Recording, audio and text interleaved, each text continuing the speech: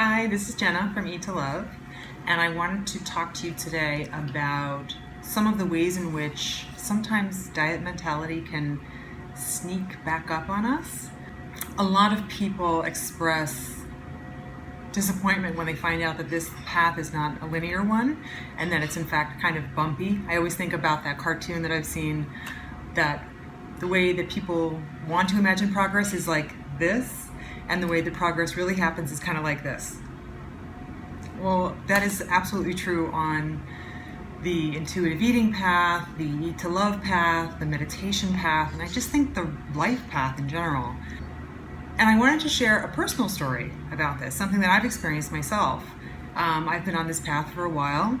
I've been meditating for 10 years. I've been an intuitive eater for about that same amount of time. And 3 years ago, I was pregnant. And I've never been a great water drinker. I'll try anything, like squeezing lemon in my water and, hey Darwin, and making it more appetizing. So when I was pregnant, everybody was like, oh, you have to drink lots of water. So I figured out how to drink water and made a difference, felt good, my body felt good. And then when I was breastfeeding, I felt like I had to increase that even a little bit more.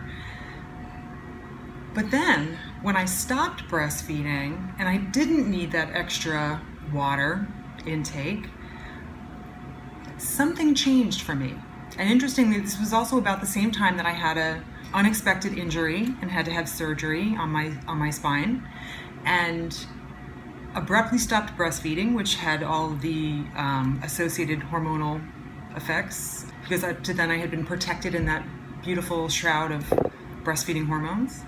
And so my body was stressed, and my mind was stressed, and my heart was stressed at this time. And then my relationship with water, and I only realized this a little bit later, changed. There was something that felt like I had to keep drinking this higher level of water or something bad would happen. And that's where I think is the diet mentality or the magical eating thought. And also the idea of doing something that countered or that didn't even take into account what my body needed. Since giving birth to my son, your body changes, and my body certainly changed, and there have been times when I've had to run back to the apartment to use the bathroom.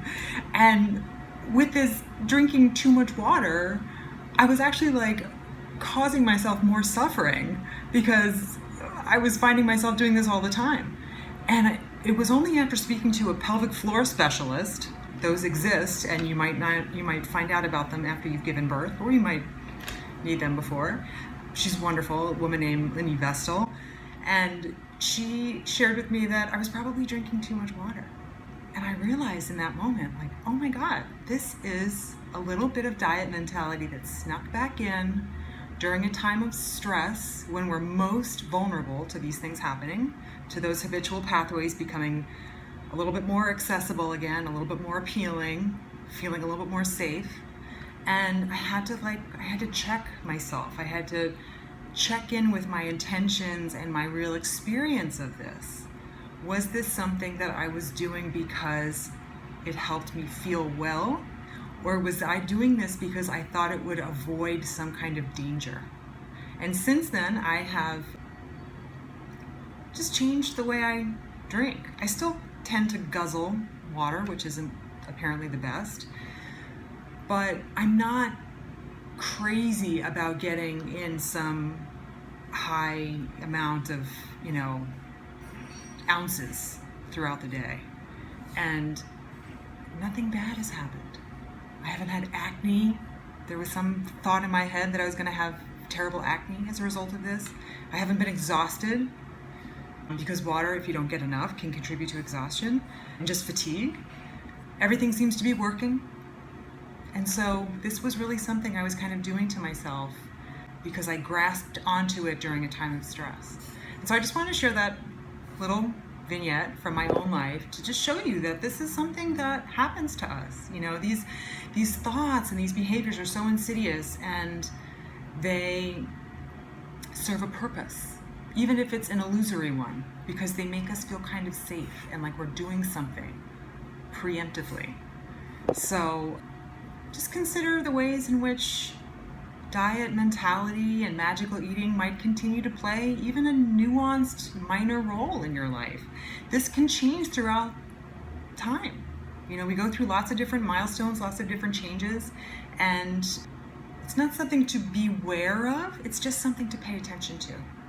And that, once again, is supported by your meditation practice, which is really helping you train in being with your body as it is, feeling what's going on in your body, in your mind, in your heart at any point, and allowing things to be as they are, working with things as they are, not trying to modify them, not trying to add to them or take away from them.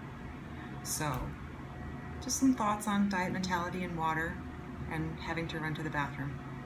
So thanks so much for listening, and I'll see you next time.